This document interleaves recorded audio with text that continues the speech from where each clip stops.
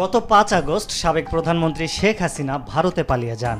সেখানেই এক নির্জন বাড়িতে আশ্রয় নিয়েছেন তিনি। তবে এখন শোনা যাচ্ছে বাড়ির বাইরে যাওয়ার অনুমতি নেই শেখ হাসিনার। তাহলে কি ভারতে গৃহবন্দী অবস্থায় আছেন শেখ হাসিনা?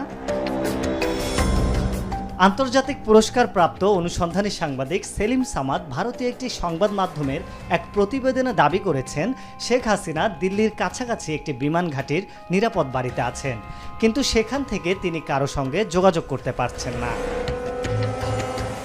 প্রতিবেদনের সূত্রটি আরও বলছে, বাংলাদেশের প্রধান উপদেষ্টা ডক্টর ইউনূস শপথ গ্রহণের পর যখন মোদির সঙ্গে প্রথমবারের মতো টেলিফোনে কথা বলেন, তখন শেখ হাসিনাকে একটি নিরাপদ বাড়িতে নিয়ে যাওয়া হয় এবং মোদি ইউনূসের কথোপকথনের কয়েক ঘন্টা পর হাসিনার যোগাযোগের সব ডিভাইস বিচ্ছিন্ন হয়ে যায়। এরপর থেকে তিনি আর কারো সঙ্গে যোগাযোগ করতে পারছেন না বলে জানা গেছে।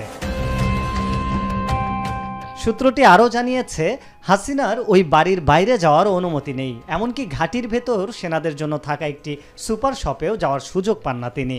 অথচ তার বাড়ি থেকে সুপার শপটিতে হেঁটেই যাওয়া যায়।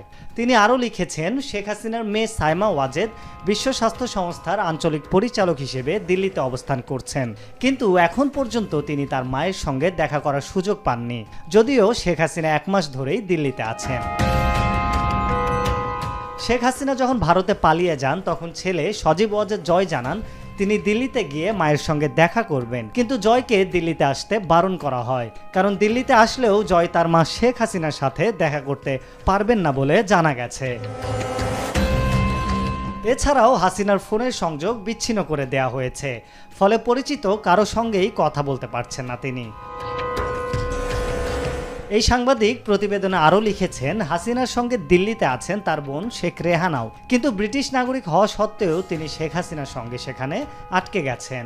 অনুসন্ধানী এই সাংবাদিক প্রতিবেদনে উল্লেখ করেছেন, প্রধান উপদেষ্টা ডক্টর ইউনূস শেখ হাসিনাকে ফেরত চাওয়ার ব্যাপারে ইঙ্গিত দিয়েছেন, আর যদি বাংলাদেশ হাসিনাকে ফেরত চায় তাহলে এটি ভারতীয় প্রধানমন্ত্রীর জন্য একটি বড় ধাক্কা হবে।